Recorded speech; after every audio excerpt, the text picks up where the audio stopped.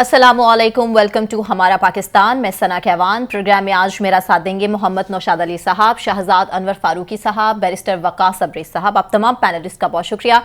नाजरीन, नवाज शरीफ को supreme court से भी रिलीफ मिल गया। नवाज शरीफ के रास्ते की तमाम रुकावटें दूर हो चुकी हैं। अगर मगर से निकलकर बात एक कदम और आगे बढ़ चुकी है। जी हां, नवाज शरीफ को क्लीन चिट मिल चुकी। ताहयात नाअहली केस में सुप्रीम कोर्ट ने सियासतदानों की ताहयात नाअहली को ही खत्म कर दिया है।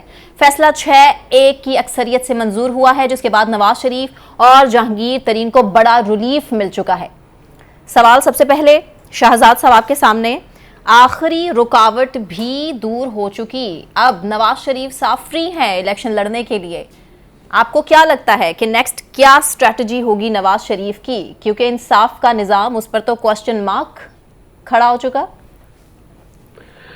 बिस्मिल्लाहिर्रहमानिर्रहीम। बहुत शुक्रिया सना। अच्छा, गुजारिश ये है कि आपने थोड़ा सा शरारती काम किया है कि आपने कहा सुप्रीम कोर्ट ने भी जी। ये भी जो है ये बड़ा दिलचस्प और मानी खेज है कि आपके ख्याल में बाकी अदालतें तो ऑलरेडी उनको रिलीफ दे चुकी हैं, तो बस एक सुप्रीम कोर्ट रह गई थी, उसने भी रिलीफ दे दिया। चलें, अच्छी बात है। लेकिन मुझे ये समझ नहीं आती कि आपको इस बारे में क्या उम्मीद क्या थी, आपको लगता क्या था कि क्या होगा। जिस आदमी की आप बात कर रही हैं, अल्लाह उनको जिंदगी दे, सेहत दे, वो जब लंदन से रवाना हुए तो पाकिस्तान के जो बरतानिया में हाई कमिश्नर थे वो उनको रुखसत करने के लिए आए थे। जब वो यहाँ लैंड किए तो उस वक्त जो नादरा वाले थे वो अपनी मशीन वगैरह लेके तो वो बायोमेट्रिक के लिए वो खुद वहाँ पे दस्त बस्ता पेश हुए। यानी एक आदमी ऐसा था जिसका वो बायोमेट्रिक के इंतजार में बैठा था, आपने शीशे तोड़ के उठा लिया। दूसरे के लिए आप शीशे तोड़ के अंदर चले गए कि यार ये बंदा जो है ना, इसको कहीं आना ना पड़े। चलें, अच्छा, मैं उस दिन का इंतजार में हूँ कि जिस दिन जो आम आदमी है जिसके केसेस साल हा साल लटके रहते हैं और जिसको इंसाफ नहीं मिलता, अल्लाह करे या तो वो भी सारे अपना नाम नवाज शरीफ रख लें, उनका नाम भी जहांगीर तरीन हो, वो भी कोई ऐसी किस्मत लेके आए इस मुल्क में रहने के लिए, वगरना तो शायद वो इस मुल्क में पैदा होने की जहमत ना करें, वो कहीं और पैदा हो जाएं, बेशक इथोपिया चले जाएं, कहीं और चले जाएं। यहाँ पे तो भाई आपको सिविल जज की अदालत में ही 3-3 साल लग जाते हैं। आप बात करती हैं तो यहाँ पे अगर इंसाफ जो है वो आपकी दहलीज पर लम्हा पा दिया गया है तो आपको इस पे क्या एतराज़ है। अगर कहीं देर से ताखीर से इंसाफ मिलता है उस पर भी आप मोतरज़ हैं। और आज अगर मतलब वो जिस तरह कहते हैं ना कि रब ने नेड़े होके सुन ली है, तो मतलब अगर अदालत ने नेड़े होके सुन ली है तो आपको उस पर भी प्रॉब्लम है। आपको खुश होना चाहिए। देखिए, आज इंसाफ का बोलबाला हुआ है और मेरा मानना ये है कि ज़ाती तौर पर मैं समझता हूँ कि किसी भी शख्स को हयात नाअहल करना ना करना इससे फ़र्क नहीं पड़ता, चूँकि आपको सियासत में तो लोग या रखेंगे या लोग आपको फारिग कर देंगे।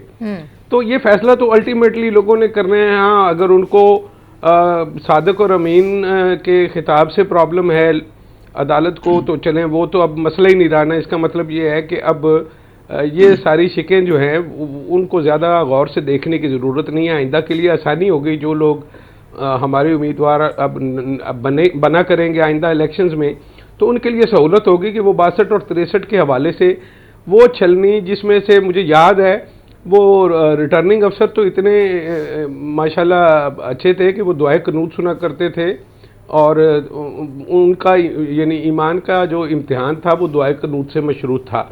तो अब चले, लोगों को इस तरह से आयतें और सूरतें सुनाने की इस दफ़ा जहमत नहीं दी गई और डिप्टी कमिश्नर साहब ने खुद ही फैसला करना होता है कि ये बंदा ठीक है। और देखें, आप ये सवाल कर रही हैं कि सुप्रीम कोर्ट ने रिलीफ दे दिया या नहीं दिया, और डिप्टी कमिश्नर भाई उससे बड़ा अफसर है जिसने उनके कागजात नामजदगी मंजूर कर लिए थे। आपको ये नहीं भूलना चाहिए कि अदालत के फैसले बाद में आए हैं सारे, और उनके कागजात नामजदगी जो हैं वो ऑलरेडी जो है वो मंजूर हो चुके थे। तो इस पे ना आप कोई मतलब मुझे तो कोई ना अचंभा है ना हैरत है। मैं खुश हूँ कि ठीक है, चले जहांगीर तरीन साहब को और नवाज शरीफ साहब को इंसाफ मिल गया, दैट्स गुड। बाकी लोगों को भी इंसाफ मिलना चाहिए, लेवल प्लेइंग फील्ड मिलना चाहिए। और जो नूरा गामा माजा है जिसकी मैं अक्सर बात करता हूँ, जो नीचे मेरी सड़क के इधर फिर रहा है और जिसके केस जो है वो सिविल अदालत में नहीं लगते, सेशन अदालत में नहीं लगते, हाई कोर्ट्स में वो रुल जाता है। तो सुप्रीम कोर्ट में मुझे याद है कुछ अर्सा पहले पार्किंग में एक केस के 100 साल मुकम्मल होने का केक काटा गया था। तो यहाँ पे ऐसे ऐसे केस मौजूद हैं। तो ऐसे में अगर कुछ खुशकिस्मत लोग मौजूद हैं तो मेरे ख्याल में हमें उनकी खुशकिस्मती को सेलिब्रेट करना चाहिए, उनसे जेलस नहीं होना चाहिए। ठीक है, ठीक है शहजाद साहब, पॉइंट आपका क्लियर। नौशाद साहब, आपको नहीं लगता ये फैसला आईनी तरमीम के जरिए सामने आना चाहिए था? देखिए, सुप्रीम कोर्ट ने अपना फैसला सुना दिया है। शहजाद साहब को कितनी खुशी है वो मुझे नजर आ रहा है। आपको भी उतनी ही खुशी लग रही है, हालांकि आप लोगों को खुश होना चाहिए था, उसकी एक वजह है। नहीं नहीं, हम बहुत खुश हैं नौशाद साहब। जी मुझे नजर आ रही है खुशी। साफ की फतह हुई है। मुझे आपकी बातों से भी अंदाजा हो रहा है, आपके इंट्रो से भी अंदाजा हुआ है। छोड़े थे वो फैसले सामने आए। जी ये सारी गुफ्तगू से मुझे अंदाजा हो रहा है कि आप कितने खुश हैं। असली तौर पे आपको खुश नहीं है, मैं आपकी खुशी में आज खुश हूँ। नहीं, मेरी खुशी हो ना हो, आपको खुश होना चाहिए था, क्योंकि देखिए कि ये जो भी फैसला आया है इसका बहुत ज़्यादा फ़ायदा जो है ना वो पाकिस्तान तहरीक इंसाफ को भी होगा। कोई भी सियासतदान जो है वो अब इस तरह से ताहयात नाअहल नहीं हो पाएगा। ये एक फंडामेंटल प्रॉब्लम है जिसके अंदर ये मामला था। देखिए जब ये फैसला आया था, जो आपको याद होगी वो साकिब निसार की अदलिया थी और उमरता बंदियाल साहब ने ये फैसला लिखा था। उस वक्त भी जो एक जज साहब थे जिन्होंने इससे इख्तलाफ किया था, उन्होंने कहा था कि ये हमारा काम नहीं है, चूँकि आइन इस पर खामोश है, इसलिए ये पार्लियामान को ये काम करना चाहिए, हमें नहीं करना चाहिए इसकी मुद्दत तय करने का। वो मुद्दत बाद में पार्लियामान ने तय कर दी। अब मामला ये है कि इसका जो भी आपको इसको गलत फैसले को गलत समझे या सही समझे, देखिए गुज़िश्ता अदलिया में और आज की अदलिया में एक बड़ा मेजर डिफरेंस हमें नज़र आ रहा है। गुज़िश्ता अदलिया के जो फैसले थे वो एक शख्स को फेवर दे रहे थे और आने वाले किसी शख्स को फेवर नहीं दे रहे थे, लेकिन आज जो एक गलती है, एक जो अदलिया की जो माजी में गलतियां हो चुकी हैं उसकी तस्हीह कर दी गई है। उस वक्त भी आर्ग्यूमेंट था इस फैसले पे कि आइन के तशरीह नहीं करनी चाहिए थी इस तरह से सुप्रीम कोर्ट को। एक और फैसला भी है, आपको याद होगा, वो चीफ मिनिस्टर से वोटों से मुताल्लिक है कि जिसके बारे में कि जी आपने वोट गिने भी नहीं है और आपने उनको उससे बाहर भी निकाल दिया है, उससे यानी उनको नाअहल भी कर दिया है। ये जो मामला है, इस तरह के बहुत से फैसले ऐसे हैं जो आइन में किसी हद तक उसके अंदर कंपोनेंट ऐड करने के मुतरादिफ हैं। कानून साजी करनी चाहिए, कानून साजी के जरिए बहम दूर करने चाहिए, और जब पार्लियामान करती है तो आर्ग्यूमेंट होता है। सॉरी, अब देखिए पार्लियामान, इसमें एक और बात भी है, जो इस वक्त मौजूदा अदलिया है वो बार बार अपने फैसलों से ये बता रही है कि जो कानून साजी का जो सुप्रीमेसी है वो पार्लियामान की है और एक तरह से बिलवास्ता तौर पर अवाम की है, क्योंकि अवाम नुमाइंदे चुन के पार्लियामान में भेजते हैं और वो कानून साजी करते हैं जिसके ऊपर हम सब लोग, जो हमारा मुल्क है वो सारा कुछ चलता है। सो एक तरह से ये अवाम की नुमाइंदगी, अवाम की सुप्रीमेसी को, उसकी नुमाइंदगी को तस्लीम करने वाली बात है। तो आज के फैसले से भी इसको एंडोर्समेंट मिली है। आज के फैसले से भी वो एम्पावर हुआ है ये कॉन्सेप्ट कि पार्लियामान सुप्रीम है, कानून साजी की हद तक वो सुप्रीम है, और तशरीह में भी ऐसी तशरीहात नहीं होनी चाहिए जिसको आइन में तजावुज करार दिया जाए। सो ये इसके बारे में, इस फैसले के बारे में जो साकिब निसार साहब के 5 रुकनी बेंच ने दिया था, उसके बारे में भी ये इसके ऊपर तनकीद की जाती रही है कि ये आइन के ऊपर जो है ना वो तजावुज की सूरत में सामने आया था। तो बहरहाल मेरी नज़र में ये मुनासिब फैसला है। किसी को इससे फ़ायदा होता है, नहीं होता, या किसी का नुकसान होता है या नहीं होता, वो बात की बात है, लेकिन जो फैसला होना चाहिए था, जो एक्सपेक्टेड था, वो फैसला आ चुका है और हमें उसके ऊपर इत्तफा करना चाहिए, मुनी बनाने चाहिए, परेशान नहीं होना चाहिए, इधर उधर की गुफ्तगू नहीं करनी चाहिए। ये बात दुरुस्त है शहजाद साहब की कि जिस तरह से कुछ मजदूर लोगों के लिए फैसले किए जाते हैं। करना चाहता हूं, ये बात ये है कि इसमें तो कोई शक नहीं है कि पार्लियामेंट को अपने मसाइल हल करने चाहिए खुद। तो 37 साल तक तो उन्होंने 62-63 को छेड़ा भी नहीं है। जब छेड़ा भी है तो अपनी मर्जी की चीज़ों को छेड़ा है। उस वक्त ये मसला क्यों नहीं तय किया? क्योंकि कानून का असूल ये है कि कानून में खला नहीं रह सकता, और जब खला होगा तो फिर उसकी कमी को पूरा करने के लिए इंटरप्रिटेशन अदालत करेगी। अदालत इंटरप्रेट करेगी तो जाहिर है जो आदमी वहाँ उस वक्त बैठा हुआ है वो किस माइंडसेट के साथ बैठा हुआ है, वो क्या सोचता है, वो अपनी मर्जी से करेगा। दूसरी अदालत आएगी वो कुछ और फैसला करेगी, तीसरी अदालत आएगी वो कुछ और फैसला करेगी। एक बात। और दूसरी बात, ये फैसला अगर आज से कोई 4-3 साल 2 साल पहले हो जाता या इस इलेक्शन के बाद हो जाता तो शायद लोगों को इतना एतराज ना होता।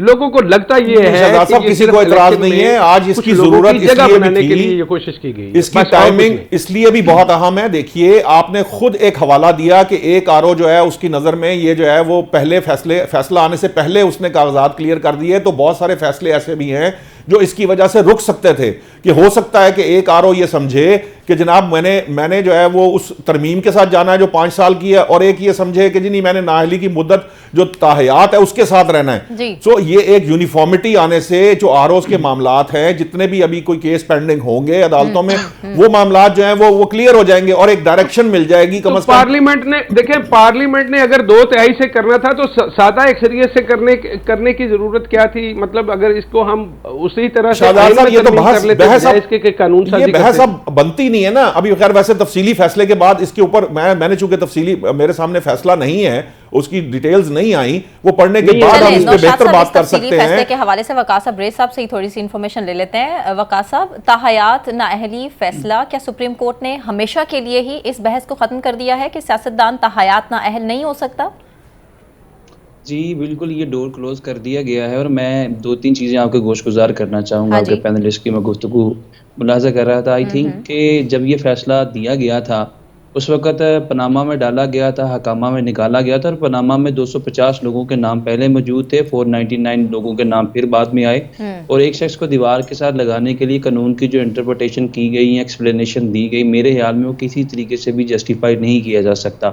साकिब निसार साहब थे उस वक़्त, आसिफ सईद खोसा थे, सिजिलियन माफिया का लफ्ज़ इस्तेमाल किया गया, फिर उसके बाद 3 रेफरेंसेस बनाए गए, फिर उसके बाद आइन की जिस तरह तशरीह की गई, जिस तरह एक शख्स को सिस्टम से निकाला गया, आइन जहाँ पे साइलेंट था, इतनी फ्रोशियस और रिजिड किस्म की एक्सप्लेनेशन या इंटरप्रिटेशन नहीं की जा सकती। आइन जहाँ पे साइलेंट हो वहाँ पे भी कोई ना कोई सेंस प्रिवेल करता है।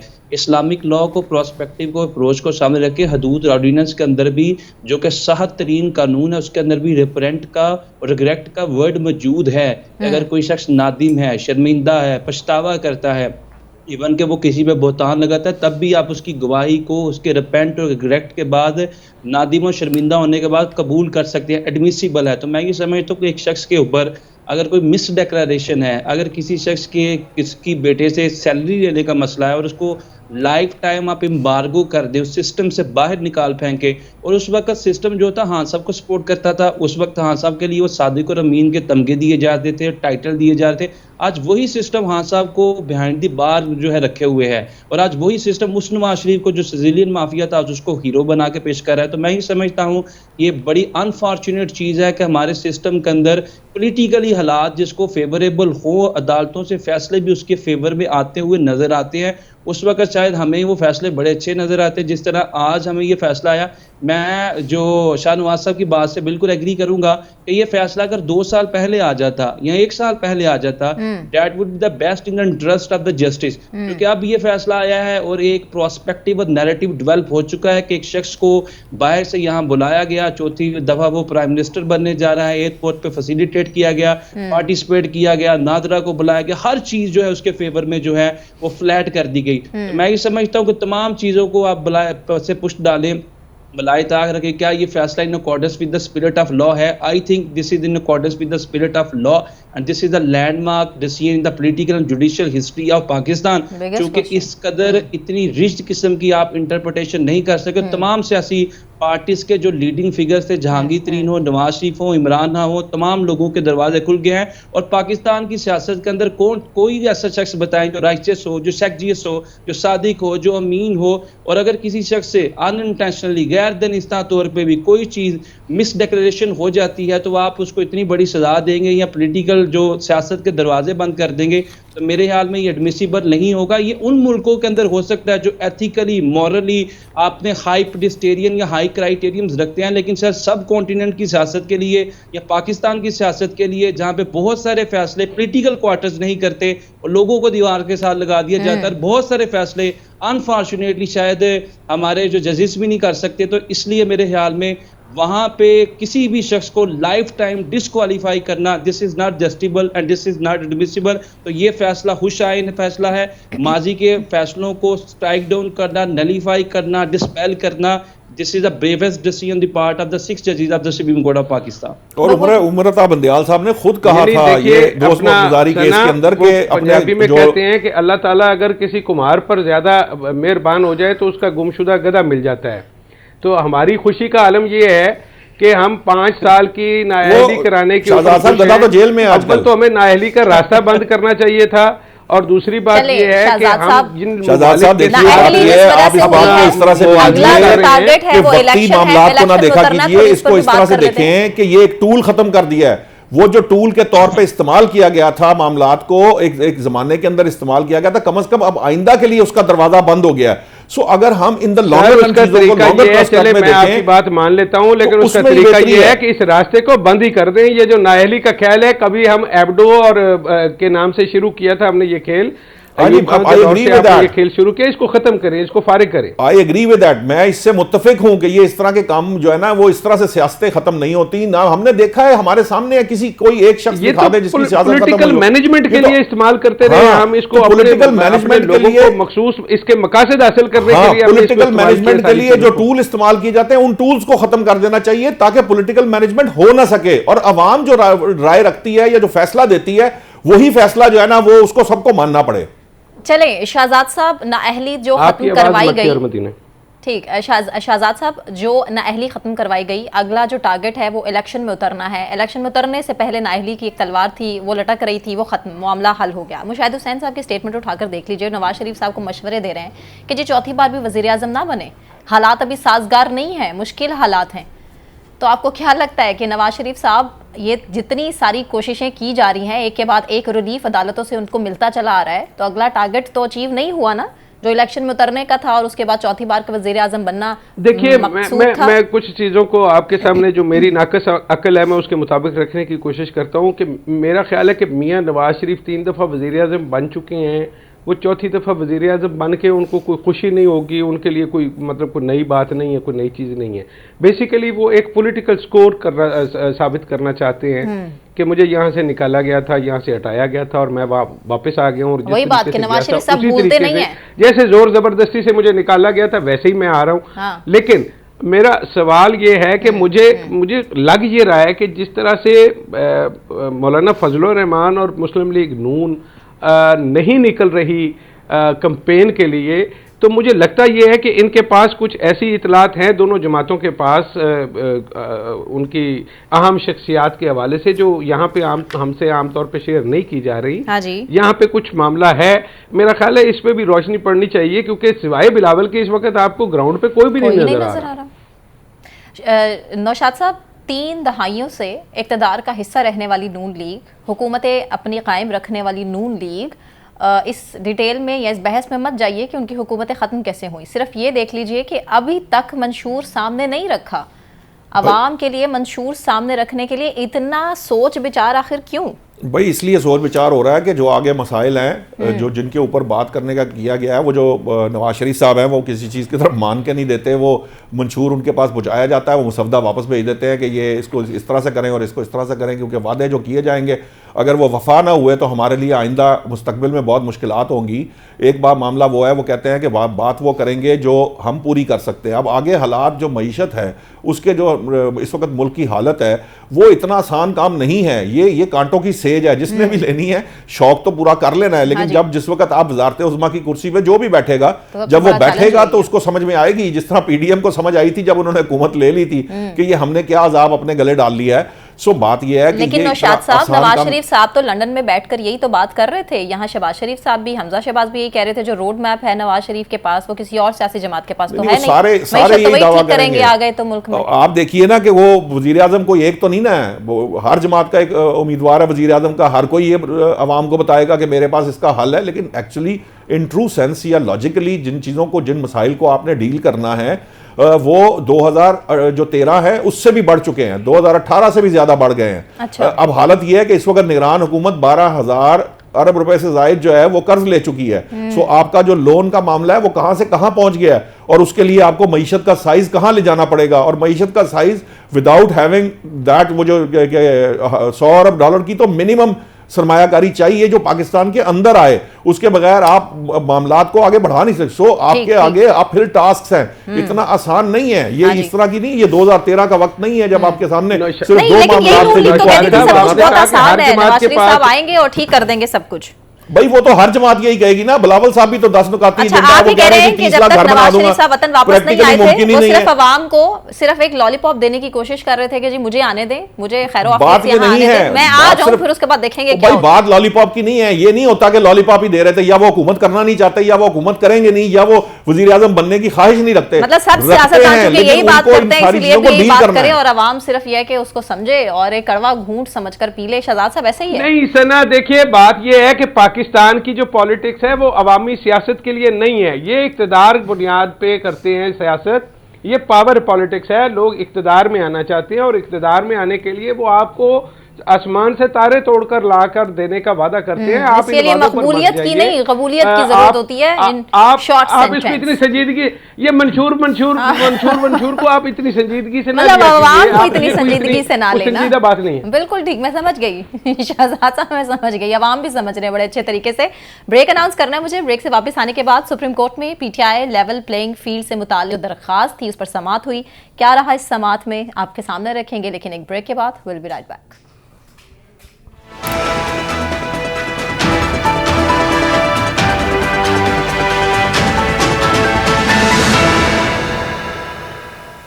वेलकम बैक नाजरीन। सुप्रीम कोर्ट में आज पीटीआई लेवल प्लेइंग फील्ड से मुताल्लिक दरखास्त पर समाअत हुई। चीफ जस्टिस ने कहा, क्या पीटीआई ये चाहती है कि 100% कागजात नामजदगी मंजूर हो जाएं?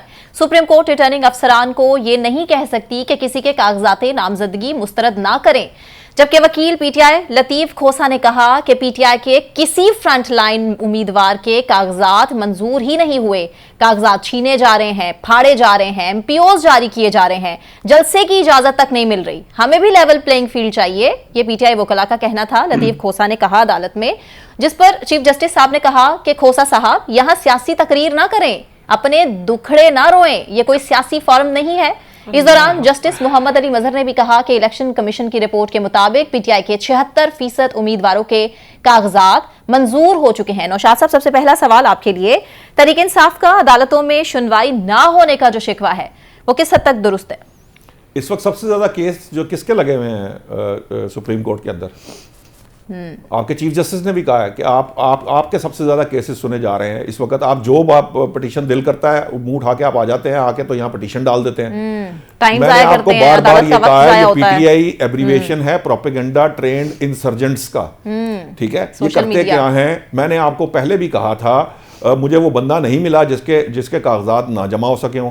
फिर मुझे वो बंदा भी नहीं मिला जो कहे कि जनाब जी पता नहीं क्या हो गया। अभी प्लेटफॉर्म्स मौजूद हैं, ट्रिब्यूनल्स फैसले कर रहे हैं। अली अमीन गंडापुर के कागजात हो गए, असद कैसर के हो गए, ऑलमोस्ट तकरीबन उनकी लीडरशिप के जो कागजात हैं वो क्लियर हो चुके हुए हैं। मुझे समझ में नहीं आ रहा। अब देखिए 2013 के अंदर 14.6% थी तादाद जो कागजात मुस्तरद हुए, सबसे ज्यादा थे।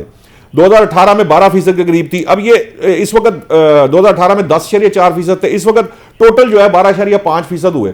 सो ये थोड़ी कमी ज्यादती के साथ ये तकरीबन वही एवरेज है जिसके जो कागजात मुस्तरद होने की थी। लेकिन जिस वक्त 2018 के अंदर नून लीग के साथ हो रहा था या उससे पहले किसी और जमात के साथ, तो उन्होंने ये शोर नहीं मचाया हुआ था जितना शोर इन्होंने मचाया। अब चीफ जस्टिस क्या कहते हैं? चीफ जस्टिस कहते हैं यार आप सियासी बयानात ना दें भाई, आप पीटीआई जो है वो सबूत फराहम करे।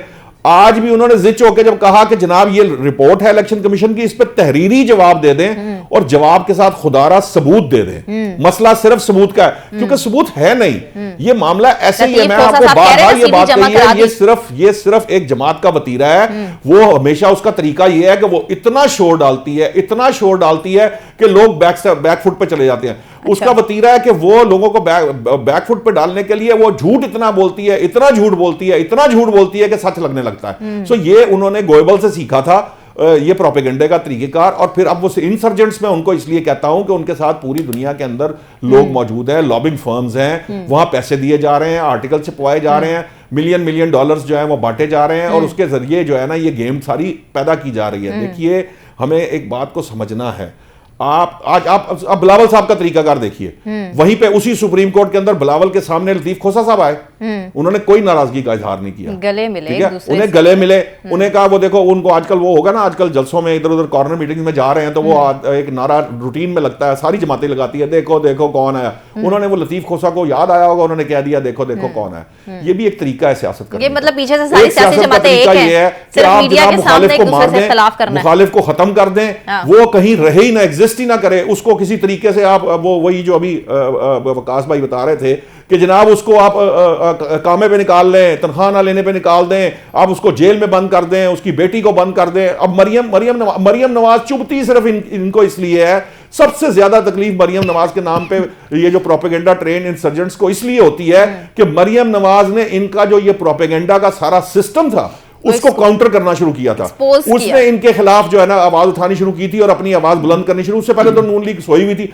आज भी उनका डिजिटल मीडिया उस लेवल पे नहीं है। क्यों? उनको इजाजत नहीं है उनको इस तरह की तज़हीक करने की, इस तरह का कीचड़ उछालने की। आप बात तो करें पीटीआई के खिलाफ, उसके बाद एक लंबी लाइन लग जाती है गालियां गलौज करने वालों की। तो फिर आप सोचने में मजबूर हो जाते हैं। सोशल मीडिया पर वो अपनी कैंपेन ही स्टार्ट कर देना नून लीग भाई करे, हमें मैं तो एक बात नून लीग को करना चाहिए नहीं, लेकिन बदतमीजी बदतहजीबी नहीं करनी चाहिए। आज जब हम पीटीआई को क्रिटिसाइज करते हैं तो अगर वो गलत करती है तो करते हैं, नून लीग को गलत नहीं करना चाहिए, पीपल्स पार्टी को गलत नहीं करना चाहिए। मैं आपको सिर्फ एक बात बता रहा हूं कि एक जमात है जो जिसका तरीका है वारदात ये है कि वो जहन साजी इसी तरह से करती है, वो इस हद तक प्रोपेगेंडा करती है कि वो अदलिया को भी इन्फ्लुएंस कर लेती है, वो लोगों को भी इन्फ्लुएंस कर लेती है।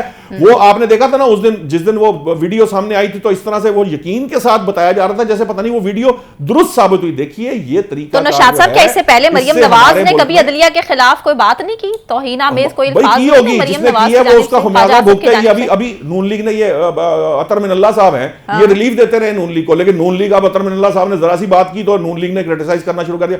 ये वतीरा ठीक नहीं है, ये तरीकाकार ठीक नहीं है, कोई भी पार्टी करे। नहीं, मरियम नवाज बात करती हैं, मतलब भाई मैंने कहा ये ठीक नहीं है, एस्टैब्लिशमेंट के खिलाफ या अदालतों के खिलाफ, तो तब उनकी क्यों इतनी फैन फॉलोइंग नहीं है कि जी उनके पीछे लोग इसी तरह से लंबी एक लिस्ट आ जाए और लोग उनका साथ दें और कहें कि जी बिल्कुल ठीक कह रही है, जो मरियम नवाज कह रही है बिल्कुल ठीक कर रही है। उसके ऊपर अरबों रुपया लगता है, ये इतना आसान काम नहीं है। ये जो डिजिटल मीडिया का सारा निजाम है वो एक वो है इन्हीं के जमात के, वो बड़े एक जमाने में फरहान बिर्क साहब जो हैं बड़े वो दिलदादा हुए थे, आजकल आईपीपी के साथ हैं। उन्होंने आजकल इनकी जो है ना वो सारी डिजिटल मीडिया का जो सिस्टम है उसको खोल खोल के रखना शुरू किया हुआ। बताते हैं कि कैसे जाली व्यूज आते हैं, कैसे लोगों के क्यों नहीं होते। अब वो 10-10 20-20 हजार रीट्वीट्स क्यों नहीं होते? बंदे तो वही के वही है। ये लोग कहते हैं वोट बैंक भी वही है, तो वोट बैंक वही है तो फिर 10-10 20-20 हजार रीट्वीट्स आने चाहिए ना, वो नहीं आते उस तरह। बात ये है, देखें बात को समझें, एक मामला गलत है, कोई भी काम जो गलत है वो तमाम सियासी जमातों के लिए गलत है। एक बात जो मेयार आपके लिए है वो मेरे लिए भी है। सो ये नहीं हो सकता कि एक के लिए मेयार कुछ और हो, दूसरे के लिए कुछ और। लेकिन फिर नौशाद साहब, एक ही जमात के लिए सोशल मीडिया को बंद क्यों कर दिया जाता है? ब्लैकआउट क्यों होता है सिर्फ एक ही जमात के लिए? बहुत क्लोज बंदे ने जो इनकी बहुत ज्यादा सपोर्ट करता है पीटीआई की, उसने कहा कि यार भाई ये टिकटॉकर वकील नहीं चल सकते सुप्रीम कोर्ट का सबूत देने पड़ते हैं।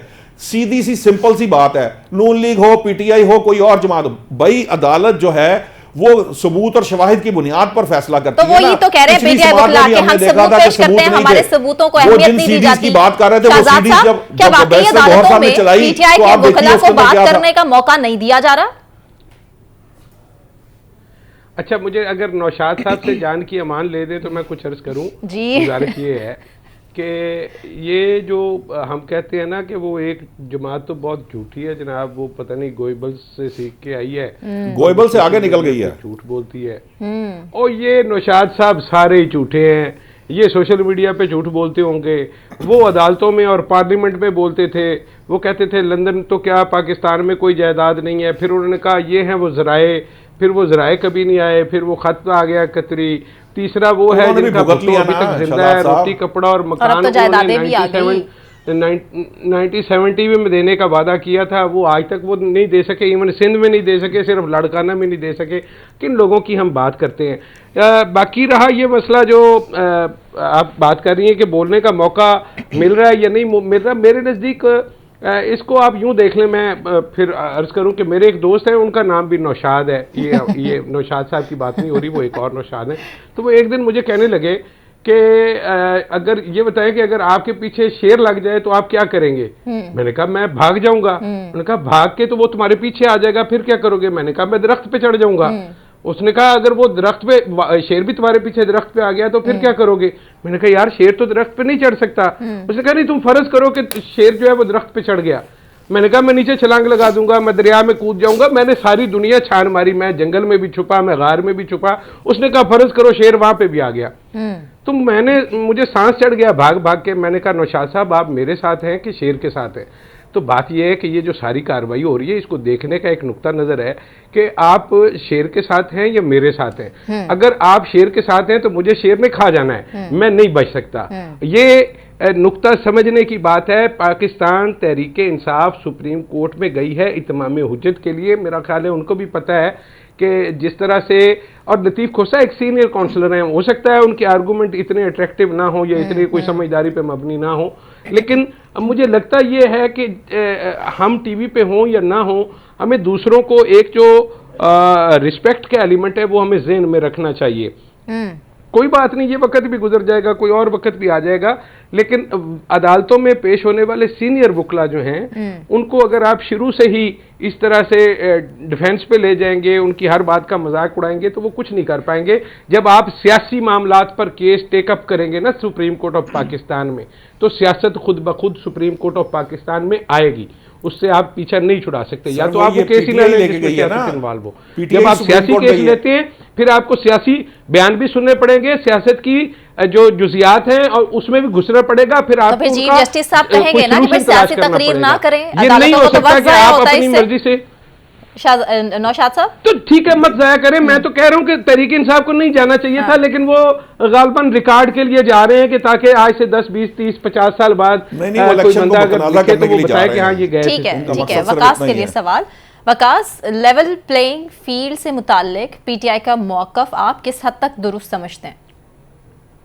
देखिए जी, अगर हम आयन की मंशा को सामने रखें, आर्टिकल 218, 224 और एट द सेम टाइम गुज़िश्ता 50 सालों से पाकिस्तान का आयन बने हुए 50 साल हो चुके हैं। 213 के तहत चीफ इलेक्शन कमीशन का ओहदा, आज तक जब भी इलेक्शन हुए हैं धांधली, रिगिंग और कभी ये 35 पंचर लगा दिए जाते हैं, कभी सिलेक्टेड कभी इलेक्टेड का राग लग जाता है। तो मैं ये समझता हूँ कि मौजूदा दौर इस चीज़ का मुतहम्मिल ही नहीं था कि आप इन लोगों की जो कागजात नामजदगी इस तरह डिस्टॉर्ट करते, डिस्पर्ज करते, डैमेज करते। अगर आपके एलिगेशन जो थे वो बोनाफाइड इंटेंट के साथ होते तो उसको एप्रिसिएशन ज़रूर मिलती, बट बदकिस्मती से जो इस वक्त इलेक्शन कमीशन है उनका जो प्रेजुडिस, जो बायस और पार्शियल रवैया नजर आता है, ये किसी सूरत भी है इसको हम अप्रिशिएट या एडमायर नहीं कर सकते। लेवल प्लेइंग फील्ड की बात पीपल्स पार्टी भी कर रही है, पीटीआई भी कर रही है। एक जमात है जिसको हालात जो इस वक्त वो सूटेबल नजर आ रहे हैं, लेकिन मैं ये समझता हूँ कि चीफ इलेक्शन कमीशन की आयन के आर्टिकल 218 के तहत फ्रीली, फेयरली, जस्टली, इम्पार्शली इंतखाबात के इनकाद के लिए को कंडक्ट करवाने के लिए प्राइमरी रिस्पॉन्सिबिलिटी है, लाइबिलिटी है। अदरवाइज आप आयन पाकिस्तान को हेल्ड इन अबेंस रखेंगे अगर आप 11 प्लेइंग फील्ड तमाम पार्टीज को नहीं देंगे, तमाम कैंडिडेट्स को फेयर अपॉर्चुनिटी नहीं देंगे। और ये उनकी पटिशन थी। मैं ये समझता हूँ that is in accordance with the constitution of Pakistan, उसको बिल्कुल एंटरटेन करना चाहिए था। जो आपके दूसरे पैनलिस्ट बिल्कुल दुरुस्त बात कर रहे थे कि सीनियर कौंसल हैं जो खोसा साहब, और खोसा साहब के आर्ग्यूमेंट्स मैं नहीं समझता कि उसके अंदर किसी भी सूरत कोई फन का एलिमेंट था। ये एक फैक्ट है, पाकिस्तान की आवाम भी इस चीज़ को अंडरस्टैंड करती है। इस वक्त 11 प्लेइंग फील्ड की फिजा नज़र नहीं आ रही।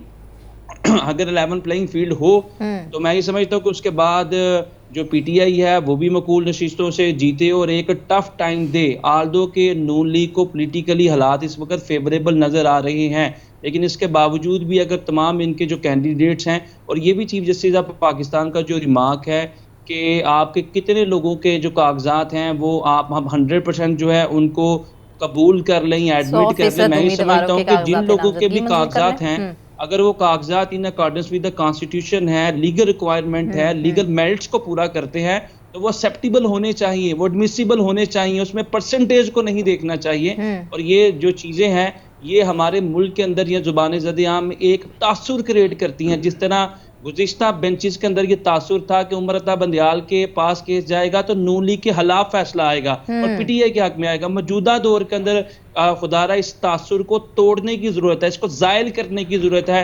अगर फलां जज के पास केस जाएगा या फलां बेंच के पास केस जाएगा तो ये फैसला जो है वो तहरीक इंसाफ के खिलाफ आएगा, ये नून लीग के खिलाफ आएगा।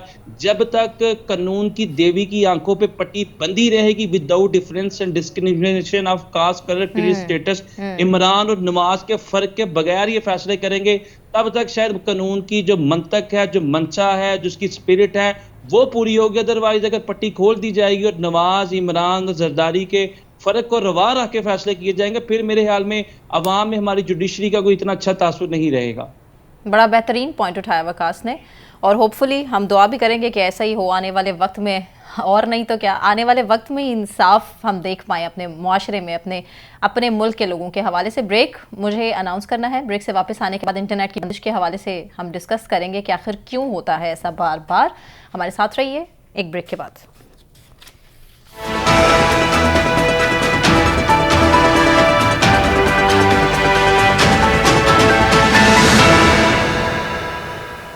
वेलकम बैक नाजरीन। बात पाकिस्तान के हवाले से, पाकिस्तान जैसे मुल्क में जहां पहले ही इकॉनमी अपने पांव पर खड़े होने को बेताब हो, ऐसे मुल्क में बार बार मुल्क भर में इंटरनेट की बंदिश का ये मामला सामने आता है। बार बार इंटरनेट को बंद कर दिया जाता है।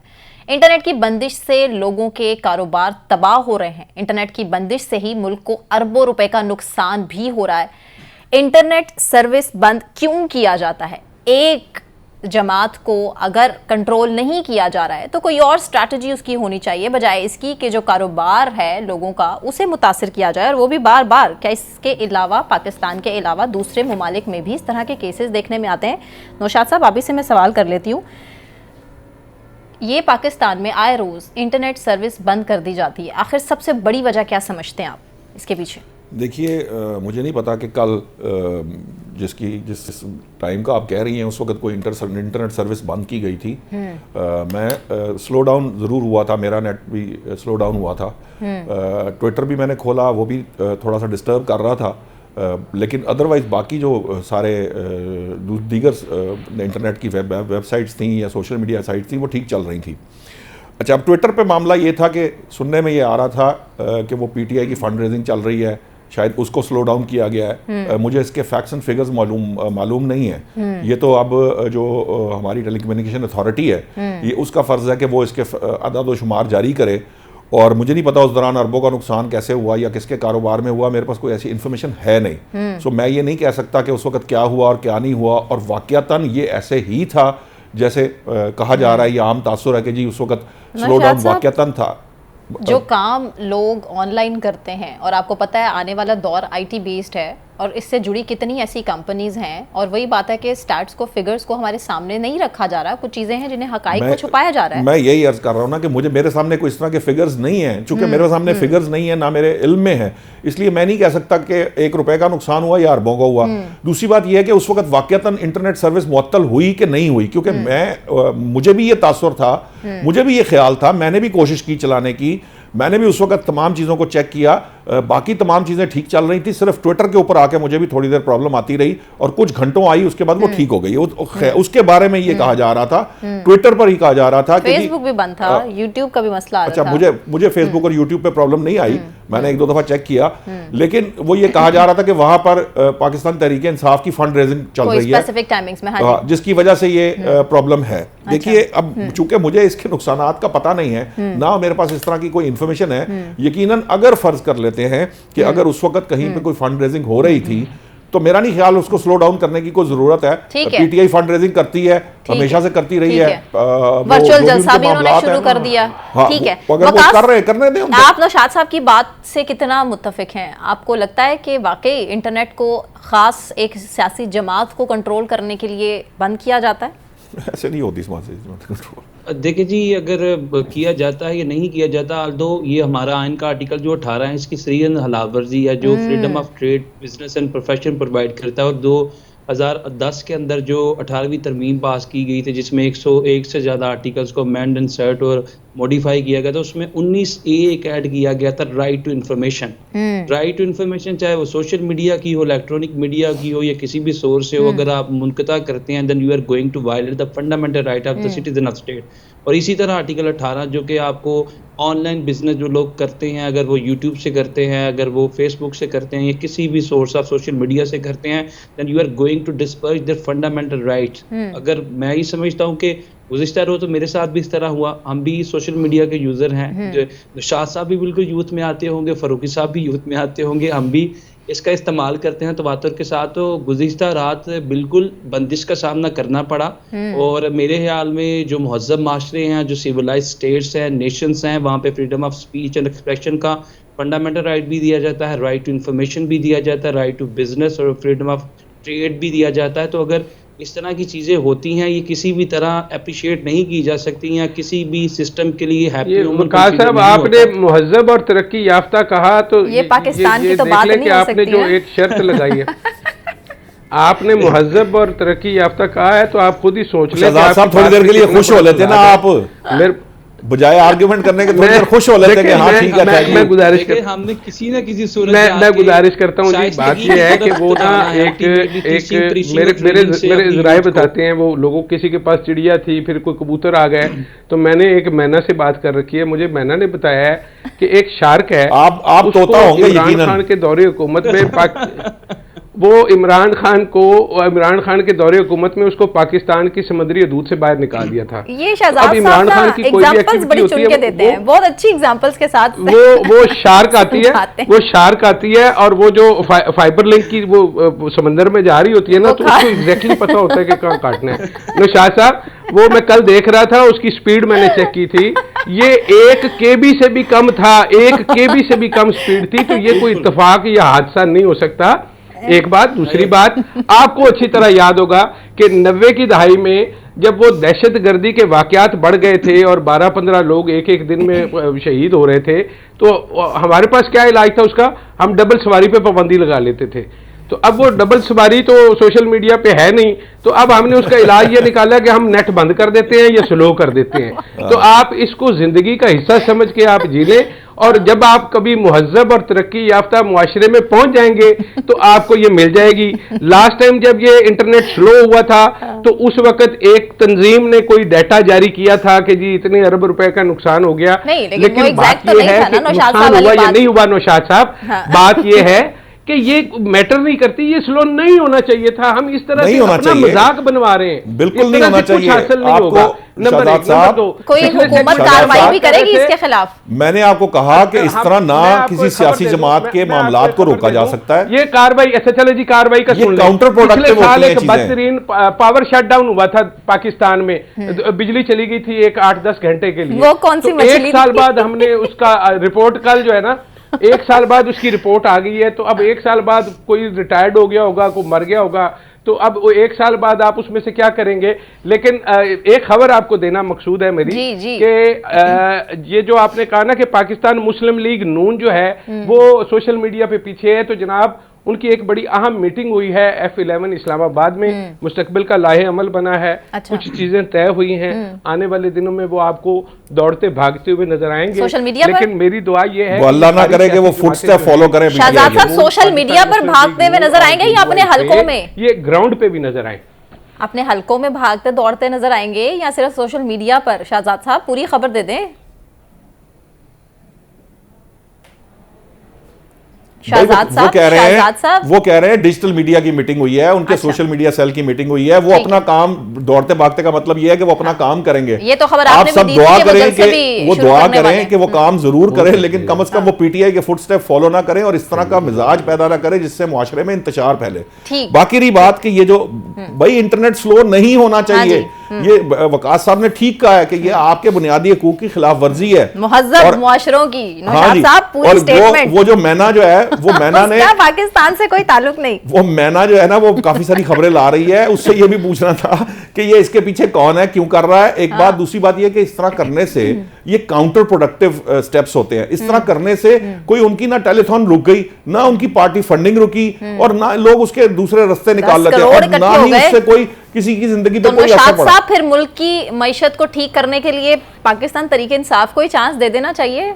रोड मैप तो फिर लगता है कि किसी और सियासी जमात के पास ही है, दावे कोई और करता फिर रहा है। चलें ठीक है, आने वाले टाइम में इस पर जरूर पता नहीं आपने कहां से ये मतलब किस तरह से उसको जोड़ दिया मैशत के साथ, मुझे तो समझ में नहीं आई। 10 करोड़ जो इकट्ठे हो गए हैं और आने वाले टाइम में इस तरह 10 करोड़ से आप मैशत से मिलवा रही हैं, शुरू हो जाए। मैं आपको 100 अरब डॉलर की बातें बता रहा हूं, आप मुझे 10 करोड़ रुपए की बातें बता रही हैं। को अल्लाह का नाम लें, 10 करोड़ रुपए तो आजकल एक जलसे पे लग जाता है।